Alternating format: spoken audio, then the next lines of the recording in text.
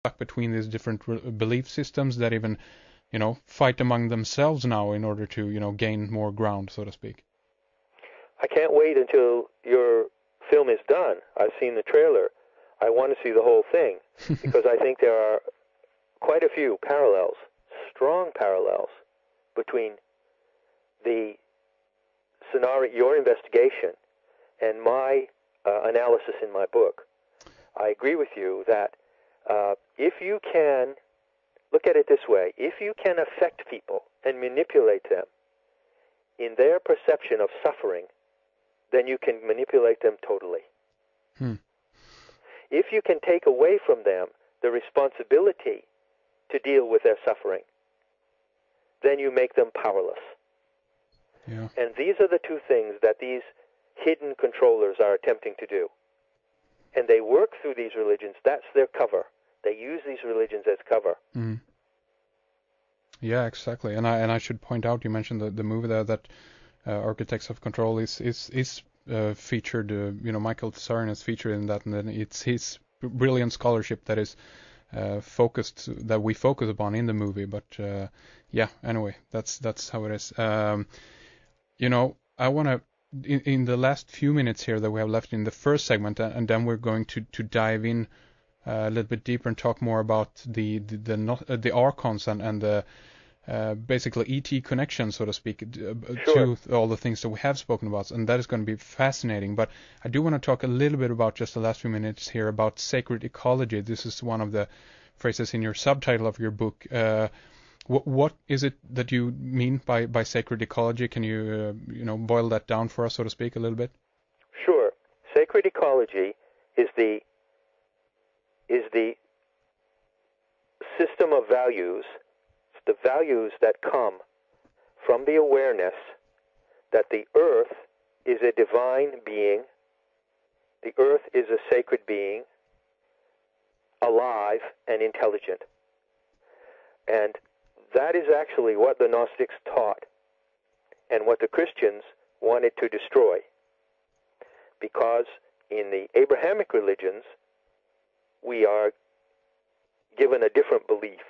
We are told that the earth is the creation, the handiwork of a Father God who is somewhere, who knows where, off planet, outer space, who knows where. Of a male God alone creates the earth like an object, like a plate. But Gnostic mythology said, no, the earth is the transformation of a divine being, a feminine being, the goddess Sophia, which means wisdom. And so sacred ecology is every individual's relationship to that divine being who is the intelligence of the earth. Fascinating. And do you go anywhere into your scholarship? Because I know there's if I'm right here, a connection between ecology, meaning that what do you call it, entheogens. There's have been books like The Sacred Mushroom and the Cross by that's right. What was his name? By John Allegro. Right, exactly. Do you go into that a little bit? Yes, I do, because a lot of my book is dedicated to a description. My book is about Europe. It's about the spiritual history of Europe and the tragedy of Europe, which includes Scandinavian countries as well.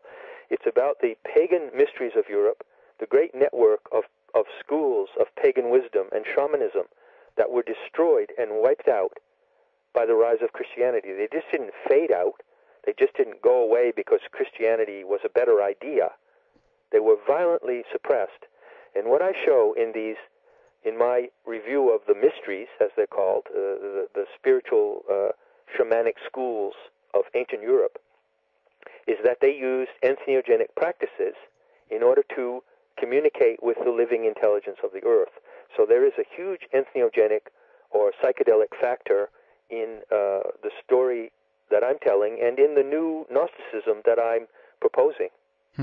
Fascinating. I want to pop out a last question here, and this is, regarding the idea that, I basically want to ask you if you personally believe that the religious structure that is formed right now needs to be removed, taken apart, broken down, disintegrated, basically. Is that the case? Yes, I believe that if humanity is to survive, not only physically, but if we are to preserve our humanity, the humanity in our hearts, that which makes us human, we must absolutely defy those religions and liberate ourselves. Some individuals must totally liberate themselves from those belief systems. And can you do that in any way without? I mean, this obviously is gonna, furious. Many people are going to be furious about this that are very, very deep into the different religions that we've been talking about here, and especially then Christianity also. Is there a way to do that, go about breaking that down without causing, well, basically start a war, I guess? What's your idea about that? Well, who's going to start the war, I think if there's going to be a war, the war is going to come from the Christians. They've been waging war on people who don't agree with their beliefs for a long time. Sure. They burned hundreds of thousands of shamans and witches in Europe. They destroyed the Gnostics. They murdered the Gnostics, destroyed their temples, burned their books. The Gnostics and the people who adhere to the belief system that I propose, the belief system of Sophia and sacred ecology, they didn't destroy the Christians. They didn't make war on the Christians. So I think it's an ideological war. Sure. And I think it's a war of liberation for those people who see that Christianity and the Savior myth is sick, and we have to heal ourselves from that sickness.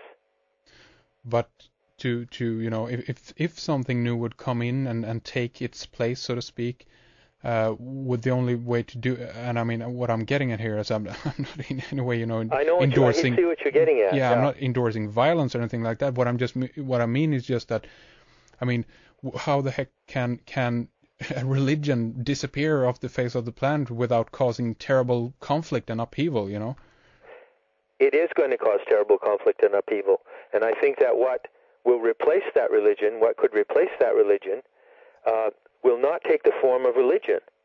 So it's not going to be a case of a new religion arising and going to war with the existing religions. Sure. I think that the existing religions, Christianity, Judaism, and Islam, are going to destroy themselves. Aren't they doing that a little bit already? They are doing it before our very eyes. I mean, I don't think that's a prophetic statement, is it? No. No. I think they're going to destroy themselves by division, by confusion, by religious hatred, by sectarian. Look at the Sunnis and the Shiites in Islam destroying each other. Sure. And I think that the people who want to follow another path free of religion and to go into a higher spirituality, which I call the mystical spirituality of the earth itself, you might say, go back into true paganism, animism, the worship of the life force, are going to just withdraw. They're not going to get into a fight with those people. There's no point in fighting with them. They're nuts.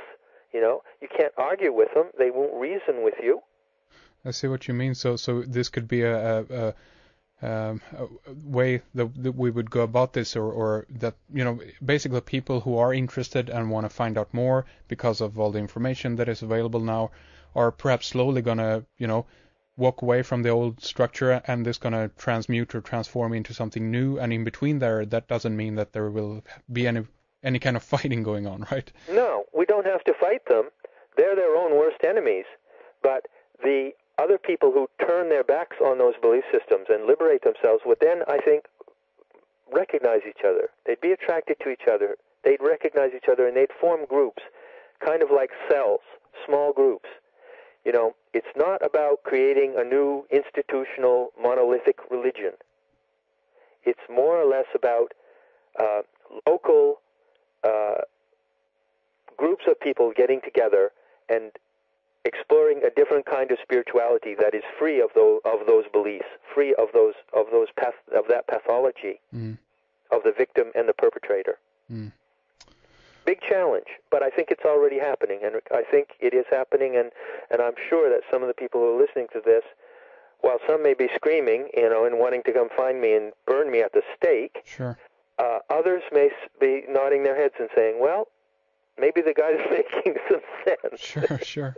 Well, exactly. I mean, in the end, I'm for the idea that we should be able to come to our own conclusions, and based on the information and material out there, we should make up our own picture of the world, and I don't feel that we have been they, so to speak, within quotes there, haven't been playing fair, meaning that there is an indoctrination process going on from day one when we're born into this system, and in order for us to make the correct picture of the world, we need to first actually break out from that. And if that means walking away from any kind of organized religion, so be it. That's the case, and that's my viewpoint. Yeah, that's what it means, and many young people are doing it. Sure. If you just even look on YouTube, which may or not be a good example, but it is a social phenomenon. Sure. A great. There's an enormous atheist movement on YouTube. There's an enormous movement of young people who are saying, "I don't buy it." I'm not going a step further with any of these beliefs. So I think that this is the moment now for that division to occur. But I don't see the people who liberate themselves from those religions as getting into trouble with the people. I see them as just dropping out. And the people who adhere to those religions, the Jews, the Christians, and the Muslims, can all destroy each other, as they're obviously doing. Let's take a little break right here, John, and we'll continue talking more in our subscriber section and get into the idea of the artificial intelligence, so to speak, get into the different Gnostics ideas when it comes to alien intrusion and so forth. This is going to be very interesting. But last few minutes here, for those who are interested in getting your new book, Not in His Image, how would we go about doing that? Well, just order it from Amazon.co.uk or whatever, Amazon. You have Amazon in Sweden. Excellent. Okay, and do check out again, of course, metahistory.org, a vast resource, huge resource with many articles for you up there to read. So do check it out. We'll take a break right here then, but we'll see you at the other side of the break, John. Thank you. Good. Thank you for listening to Red Eyes Creations Radio. Do not miss our subscriber interview with John Lash.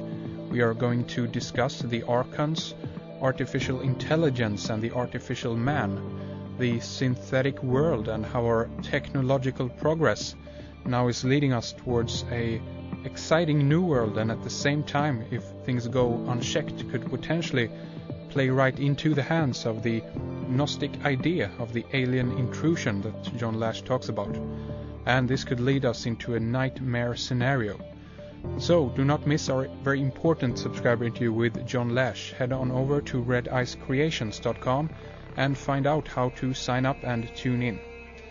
Thanks to producer Fredrik Palmgren behind the controls. This is Henrik Palmgren. Until next time, take good care and all the best.